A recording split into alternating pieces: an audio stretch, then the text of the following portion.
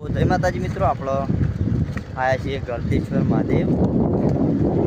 તો જો દર્શન કરવાના મેં આયા 2 જણા પાણીમાં ડૂબકી મારવા ઓને પકડીને ડૂબકી મારાવી બધા કરો ડૂબકી મારવા નહીં ખાલી ધોવા આવ્યા બધું નદી પાણી છે. પાણીના અંદર દુકાનો છે પાછી તો